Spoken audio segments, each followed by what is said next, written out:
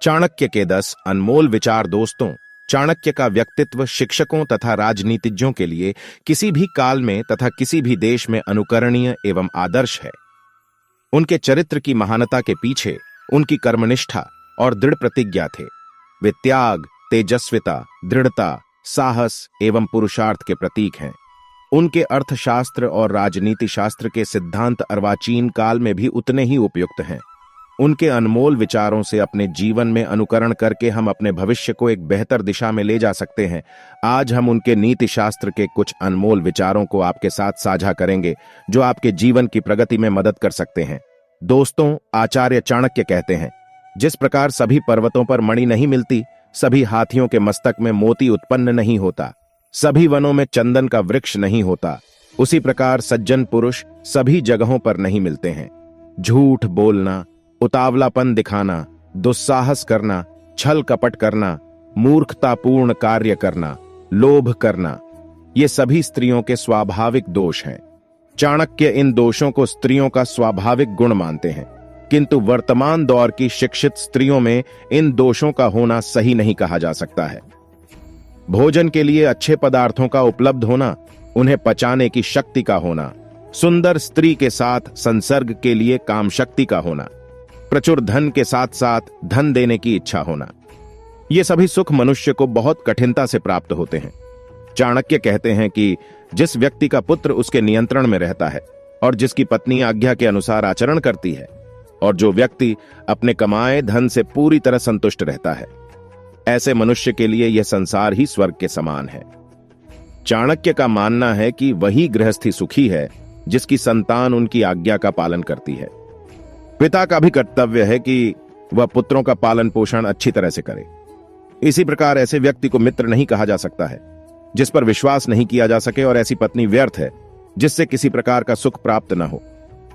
जो मित्र आपके सामने चिकनी चिकनी बातें करता हो और पीठ पीछे आपके कार्य को बिगाड़ देता हो, उसे त्याग देने में ही भलाई है। ऐसा मित्र उस बर्तन के समान है जिसके ऊपर के हिस्से में दूध लगा है परंतु अंदर विष भरा हुआ होता है। जो व्यक्ति अच्छा मित्र नहीं है उस पर तो कभी भी विश्वास नहीं करना चाहिए, परंतु इसके साथ ही अच्छे मित्र के संबंध में भी पूरा विश्वास नहीं करना चाहिए, क्योंकि यदि वह नाराज हो गया तो आपके सारे भेद खोल सकता है। सावधानी अत्यंत आवश्यक है। व्यक्ति को कभी अपने मन का भेद किसी के सामने नहीं खोलना चाहिए। उसे जो भी कार्य करना है उसे अपने मन में रखे और पूरी तन्मयता के साथ समय आने पर उसे पूरा करना चाहिए। आचार्य चाणक्य का कहना है कि मूर्खता के समान यौवन भी दुखदाई होता है, क्योंकि जवानी में व्यक्ति काम वासना के आवेग में कोई भी मूर्खतापूर्ण कार्य कर सकता है, परंतु इनसे भी अधिक कष्टदायक है दूसरों पर आश्रित रहना।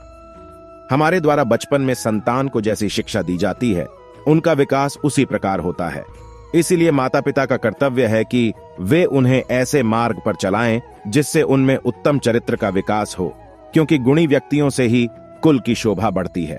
और वे माता पिता अपने बच्चों के लिए शत्रु के समान हैं जिन्होंने अपने बच्चों को अच्छी शिक्षा नहीं दी, क्योंकि अनपढ़ बालक का विद्वानों के समूह में उसी प्रकार अपमान होता है जैसे हंसों के झुंड में बगुले की स्थिति होती है। शिक्षा से विहीन मनुष्य बिना पूंछ के जानवर जैसा होता है। इसलिए माता पिता का कर्तव्य है कि वे बच्चों को ऐसी शिक्षा दें जिससे वे अपने आप को, अपने परिवार को और समाज को सुशोभित करें। चाणक्य कहते हैं कि अधिक लाड़ प्यार करने से बच्चों में अनेक दोष उत्पन्न हो जाते हैं। इसलिए यदि वे कोई गलत काम करते हैं तो उसे नजरअंदाज करके प्यार करना उचित नहीं है। बच्चे को डांटना भी आवश्यक है, नहीं तो बच्चे गलत दिशा में जा सकते हैं और बाद में उन्हें रोकना कठिन हो जाता है। शिक्षा और अध्ययन की महत्ता बताते हुए चाणक्य कहते हैं कि मनुष्य का जन्म बहुत सौभाग्य से मिलता है, इसलिए हमें अपने अधिकाधिक समय का वेदादि शास्त्रों के अध्ययन में तथा दान जैसे अच्छे कार्यों में ही सदुपयोग करना चाहिए।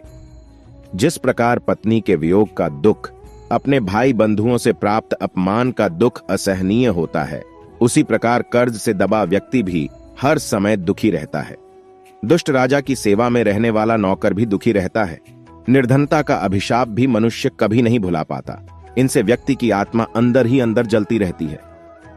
चाणक्य के अनुसार नदी के किनारे स्थित वृक्षों का जीवन अनिश्चित होता है, क्योंकि नदियां बाढ़ के समय अपने किनारे के पेड़ों को बर्बाद देती हैं। इसी प्रकार दूसरे के घरों में रहने वाली स्त्री भी किसी समय पतन के मार्ग पर जा सकती है। इसी तरह जिस राजा के पास अच्छी सलाह देने वाले मंत्री नहीं होते, वह भी बहुत समय तक सुरक्षित नहीं रह सकता। इसमें जरा भी संदेह नहीं करना चाहिए। आचार्य चाणक्य कहते हैं कि जिस तरह वेश्या धन के समाप्त होने पर पुरुष से मुंह फेर लेती है, उसी तरह जब राजा शक्तिहीन हो जाता है तो उसकी प्रजा भी उससे मुंह फेर लेती है। इसी प्रकार वृक्षों पर रहने वाले पक्षी भी तभी तक किसी वृक्ष पर बसेरा रखते हैं जब तक वहां से उन्हें फल प्राप्त होते रहते हैं। अतिथि का जब पूरा स्वागत सत्कार कर दिया जाता है तो वह भी उस घर को त्याग देता है। बुरे चरित्र वाले, अकारण दूसरों को हानि पहुंचाने वाले तथा अशुद्ध स्थान पर रहने वाले व्यक्ति के साथ जो पुरुष मित्रता करता है, वह शीघ्र ही नष्ट हो जाता है। उनका कहना है कि मनुष्य को कुसंगति से बचना चाहिए।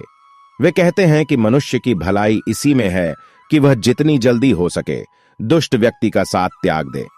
चाणक्य कहते हैं कि मित्रता बराबरी वाले व्यक्तियों में ही करना ठीक रहता है।